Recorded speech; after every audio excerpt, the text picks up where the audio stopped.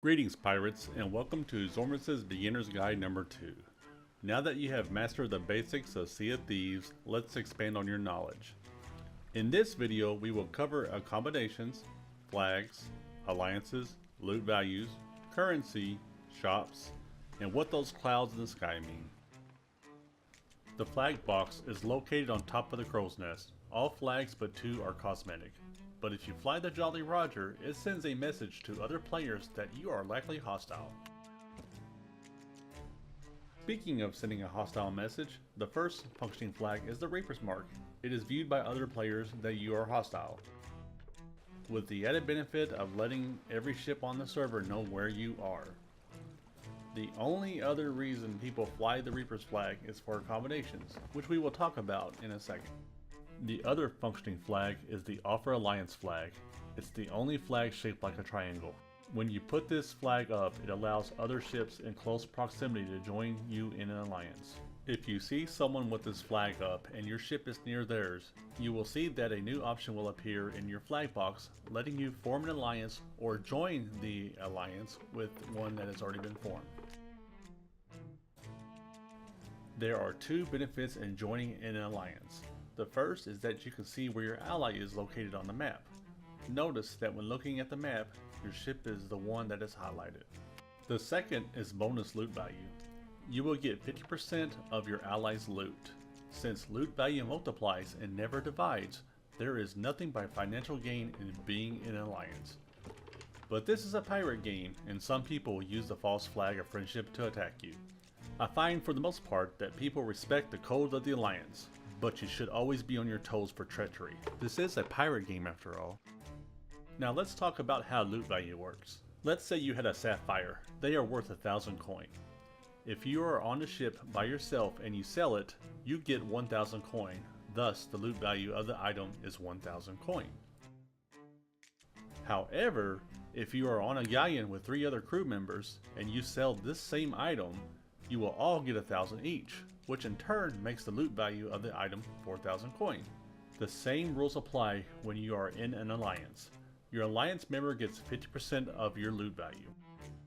Now if you sold the same item while in an alliance with another galleon, you and your crew will get 1,000 each, and your alliance will get 500 each, turning the loot value of the item from 1,000 to 6,000. The additional benefit of being in an alliance is also in the reputation. When your ally sells an item, you also get a fraction of the reputation they earned. Another thing I want to mention is that there are different grades of chests, skulls, and animals. Each of these items have a variable loot range. A captain's chest, for instance, can be worth as low as 500 coin, but as high as 1,200 coin. A marauder's chest has a loot value between 200 to 750 coin. So in theory, you could get more coin from a marauder's chest than you would from a captain's chest you just sold. Very few items in this game have a static loot value, but one example would be cargo.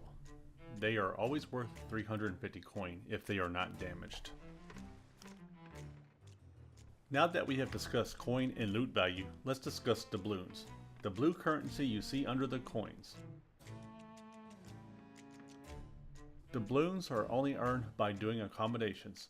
They are currency that you can only spend at Duke, who is located at every Outpost Tavern.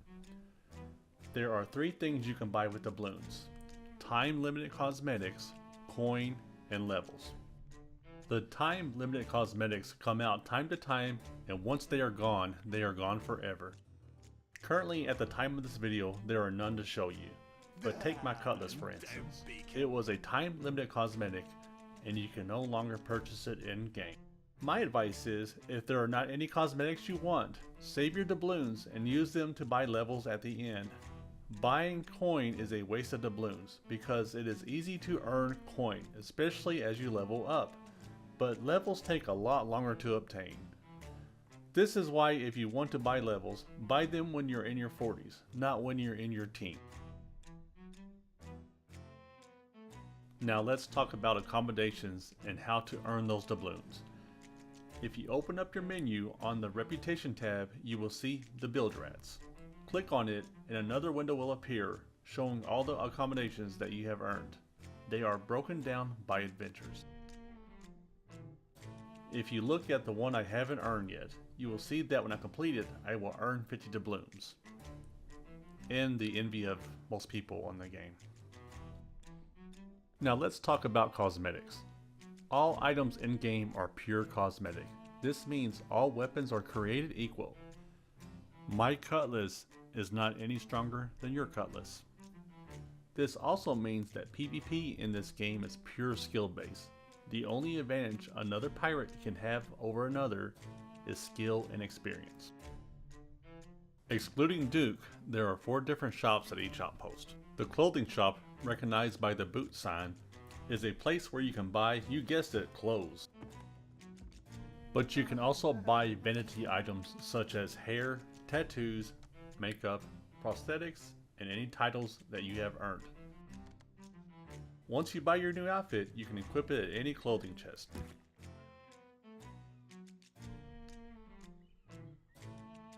There is also a vanity chest, another chest to customize your character with accessories such as peg legs, hooks, scars, and titles.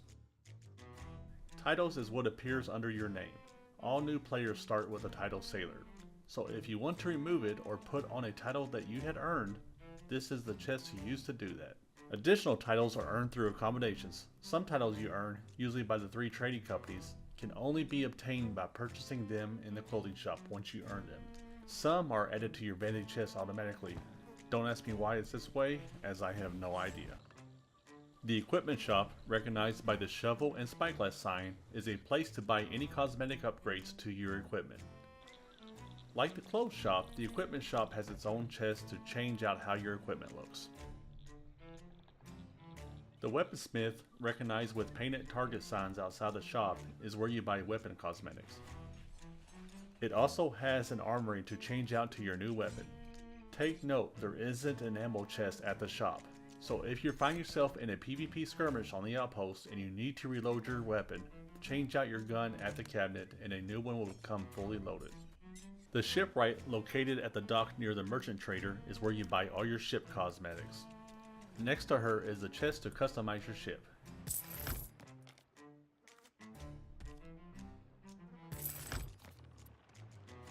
Sure, my Jessie is always open for you. You can only customize your ship at this chest and only if your ship is in range of the chest. Take note that all the chests to customize your character can be found on any ship. I also want to note that all outposts will offer the same basic cosmetics, but every area has a themed cosmetic that only can be found at their own outpost. So check out the shops when you're at a new outpost. You might find that perfect hat you've been looking for. In addition to these shops, there are special cosmetic items that are only offered at the 3 trading companies. Each trading company offers 2 items. Take for instance the Gold Hoarders. They offer a compass and a shovel. As you level up in Gold Hoarders, you can purchase a better looking compass and shovel from them. The cosmetic upgrades come every 5 levels and alternate between the 2, level 5, 10, 15, 20, etc. There are 2 things I will leave you with. First is a quick mention about sea posts.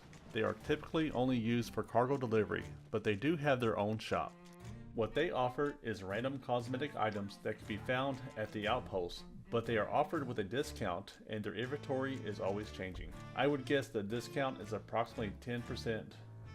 Note, you cannot sell anything at the sea post other than a cargo that is meant to be delivered there.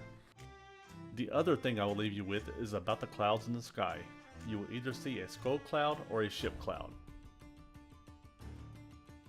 These are events that you can sell to and if complete earn high value loot items.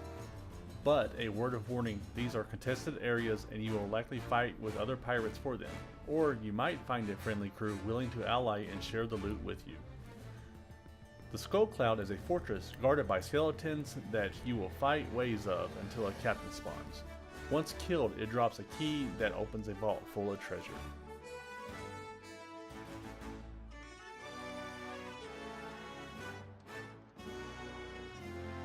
The ship cloud will lead you to the corner of the map. Once there, it will spawn waves of skeleton ships that will fire cursed cannonballs at you. The captain ship spawns and is sunk, it will float loads of treasure to the surface. I will give a guide in the future on how to do these events efficiently. Well, that's it for now, mateys. Hope this guide furthers you along your Pirate Legend journey. Bye for now and happy sailing.